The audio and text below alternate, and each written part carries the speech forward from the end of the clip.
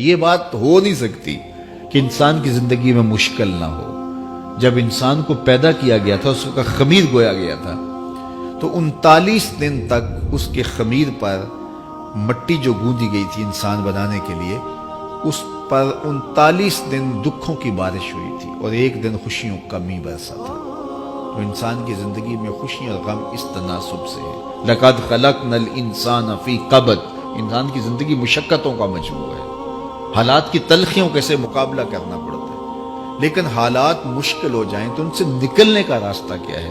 تو سنیے قرآن کیا کہتا ہے، وَمَن يَتَّقِ اللَّهَ يَجْعَل لَّهُ مَخْرَجًا وَيَرْزُقْهُ مِنْ حَيْثُ لَا يَحْتَسِبُ۔ جو اللہ سے ڈرنے لگ جاتا ہے، تقوی اختیار کر لیتا ہے، تو پھر اللہ تعالیٰ جل شانہ اس کے لیے مخرج پیدا کر دیتا ہے، یعنی اس مصیبت سے نکلنے کے اللہ راستے دیتا ہے۔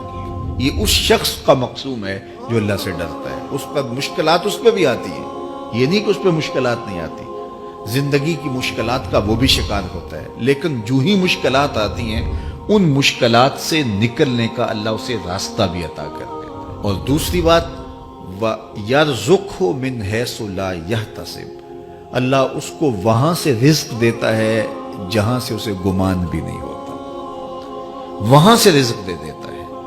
بندہ تو یہ کہتا نا کہ مجھے یہاں سے ملے گا، یہاں سے، ایک بندے کی منصوبہ بندی ہے، لیکن جو اللہ سے ڈرنے والا ہوگا اللہ اس کو وہاں سے رزق دے گا جہاں اسے گمان بھی نہیں ہوگا، خیال بھی نہیں ہوگا کہ یہ راستہ بھی حصول رزق کا ہو سکتا ہے۔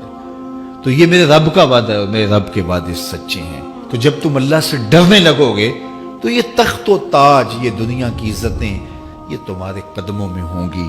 اس سے ڈرنے کا نتیجہ ہے جو تمہارا رب تمہیں عطا فرمائے گا۔ حضرت عمر رضی اللہ تعالیٰ عنہ کی خدمت میں ایک شخص آیا، اس نے کہا میرے ہاں اولاد نہیں ہے، تو آپ نے کہا استغفار پڑھا کرو۔ ایک دوسرا شخص آیا کہ صاحب بارشیں نہیں ہوتی، فرمایا استغفار پڑھا کرو۔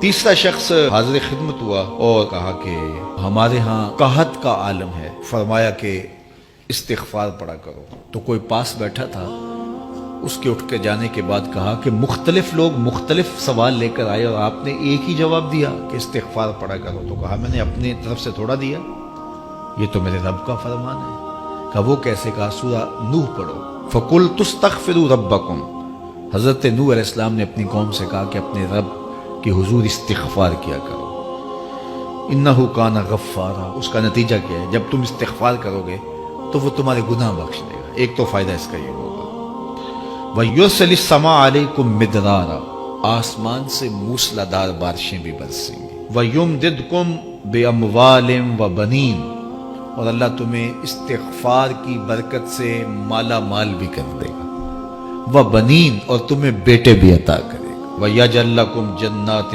وَيَجْعَلْ لَكُمْ أَنْهَارًا، تمہیں باغ بھی عطا کرے گا اور تمہیں چلتی ہوئی نہریں بھی عطا فرمائے گا۔